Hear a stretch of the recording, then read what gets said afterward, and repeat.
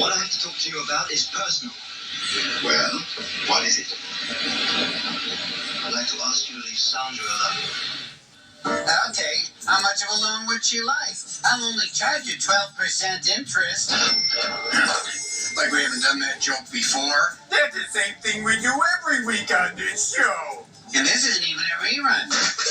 Let's move on to some brand new mail stuff as well.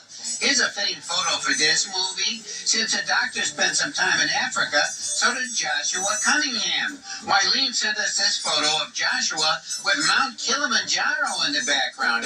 Did he try to climb it? Well, you know the old saying, you can kill time, but you can't Kilimanjaro. I don't know what all that means, do you?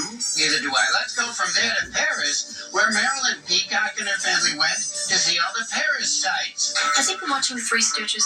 No, what do you ask? Yeah, it's an old Stooges joke. Anyway, Marilyn and her daughter Chloe wore their Sven shirts to take a special picture with the Eiffel Tower. Sven, did you get an eyeful? Yeah. How do you like an eyeful of a fist? That is so mean. Yeah. Meanwhile, in another part of town, Beth Kravitz and Tim Patterson from Elmhurst, Illinois.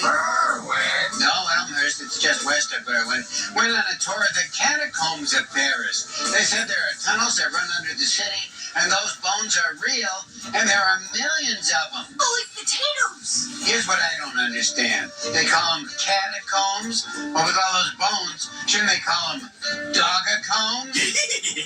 On to our next stop. It's Washington, D.C., where Brendan Bryn, along with his wife Nicole, wore his Sven holiday sweater to a place called the Spectacular Factory. Oh, simply wonderful! No, spectacular.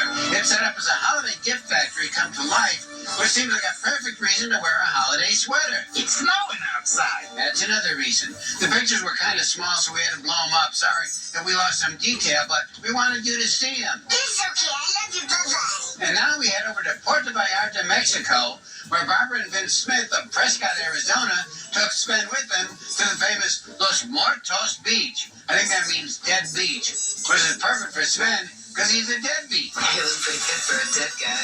Let's move on to Grassy Key in Marathon, Florida, where Brian and Sally McBride run the annual Betty White birthday fundraiser. You know, they're actually from Soderton, Pennsylvania.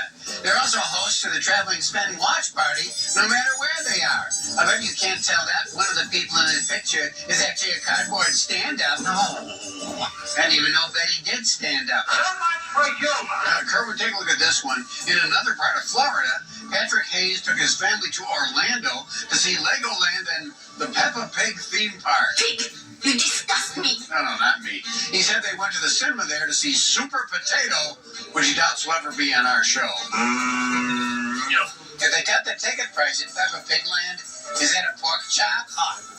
That's funny. Okay, one more photo. Let's make a final stop in Decatur, Indiana, where Jason Brewer stopped in the famous Monsters Pizza place. Looks like a part of it is Frankie's Soda Parlor, which makes a lot of sense since a bunch of Frankie's parts have been soda up. Totally idiotic. Before we have this mail segment all sewn up, I want to remind you that you can send us your travel pictures wearing a Sven shirt as an attachment to Sven@Svengoolie.com. Make sure you include information about where you are, and right now, we're at the place where I say, hit the theme for us, Credo. Thank you for all those cards and letters. Stephen Donacigo said you might see this at your local liquor store. I'll take the fifth on that.